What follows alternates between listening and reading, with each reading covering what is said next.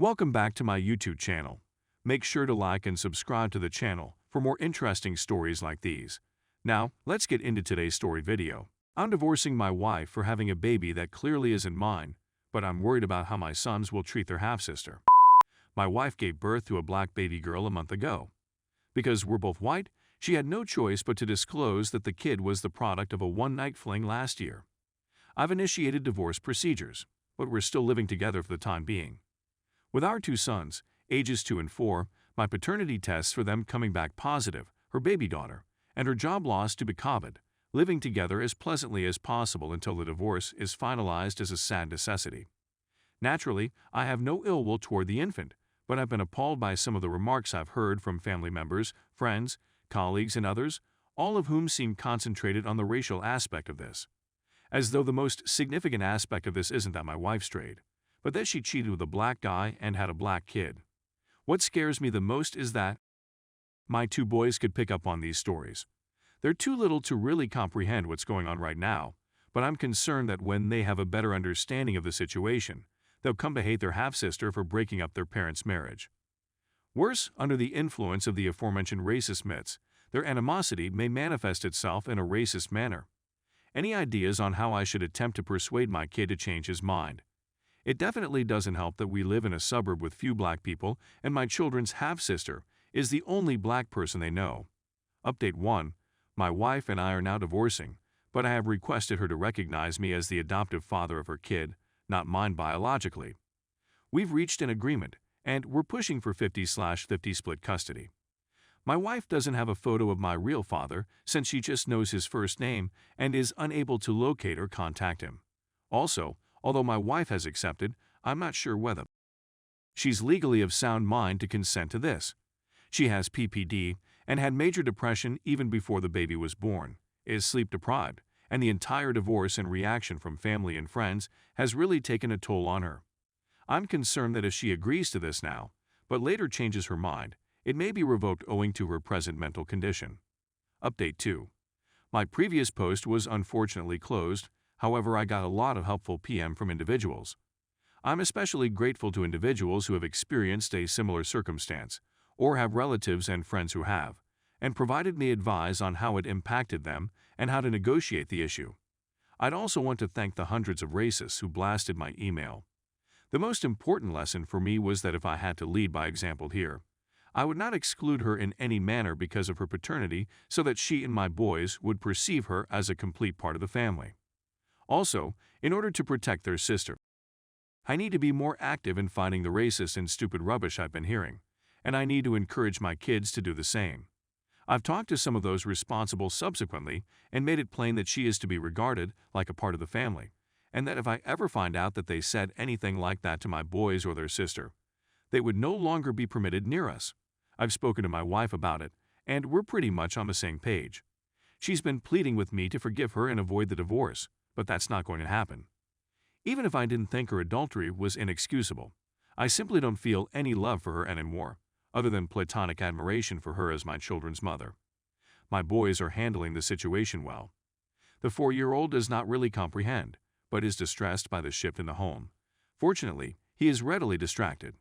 Thankfully, the 2-year-old is too little to understand what's going on, but he has seen how reclusive his mother has become. They're both enthralled with their new baby sister, so there's that silver lining. My wife, on the other hand, is in terrible form.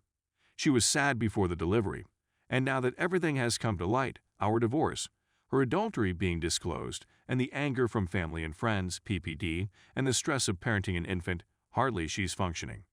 She's seeing a therapist, and I've been pleading with some of our relatives and friends to be supportive of her because, even if they believe she deserves it, her present condition is making things difficult for me and our children.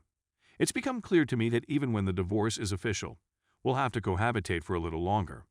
She's in no condition to care for 3 children on her alone, and I'm not willing to deprive her of her boys by requesting sole custody.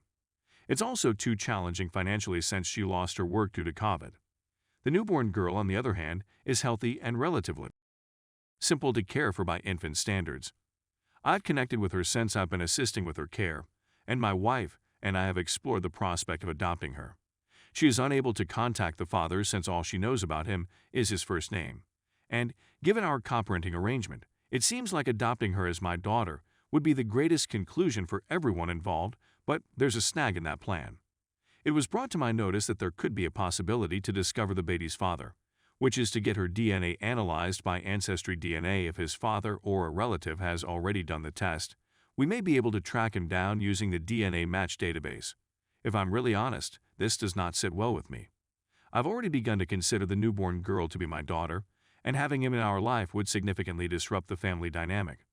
Plus, we live in Seattle and he met her in Philadelphia, so I'm not sure how they'd make it work if he wanted to be the child's father. But I realize that this is a self-serving response. If we have a possibility of locating her biological father, we owe it to her to do so, if only so she may access her paternal medical data and establish a connection with him if she so desires.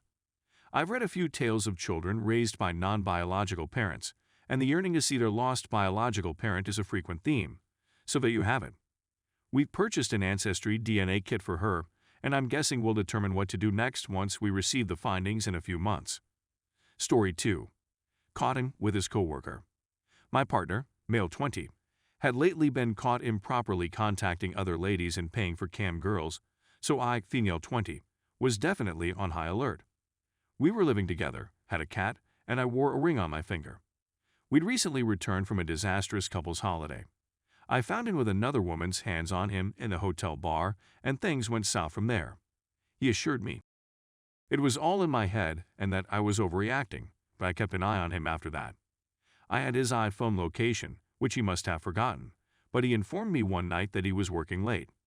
I was concerned since he lied to me about the time he began working, so I investigated his whereabouts. I felt my stomach sink as he was across the city at a site we would visit, an overlook of the city skyline. I didn't want to be crazy. Maybe he was simply emptying his mind, but I couldn't get the sensation that it wasn't entirely benign. I was at home, making him a pie and preparing for him to get home from work like a 1950s housewife. I got in my vehicle and went to his place, where I parked a little distance away. I could see him. It was dark, and he seemed to be alone. For a brief time, I felt like an idiot for having doubted him. Then he stepped to the side, and I noticed he was holding a lady. I was taken aback. I was paralyzed. All I could do was wait for my brain to absorb for a few minutes. He gave her a kiss. I took out my phone and dialed his number. I saw him say something to her, and they took a step apart from each other. She was aware. He let it go to voicemail before texting me. I suppose I'm going to see my mom tonight. That wasn't the first time I'd gotten that SMS. I then observed them re-enter one another's arms. I got out of my vehicle and began approaching towards him. I wasn't sure what I was going to say, but I couldn't stand it any longer. She raced away as soon as they saw me. He inquired as to what I was doing there, as if nothing was amiss. He didn't have any answers to any of my queries. He didn't even exhibit any emotion, just standing there with emotionless eyes while I sobbed. He said it was all my fault, that I was to blame. I was too angry with him. He felt he couldn't communicate to me, and I was difficult. He stood there, taking no responsibility, and just informed me that it was all my fault. She simply sat on a nearby seat with her legs crossed, listening to the whole event. He introduced me to her as a colleague who had just joined the organization. She was easy to chat to and always had time for him. They spent the night and the following day together after I departed. That was 2 days ago, and I've been repeating the scene in my thoughts ever since. I'm sick to my stomach and can't force myself to eat, sleep, or wash. I can't even weep anymore. I'm still in shock and don't know what to do next.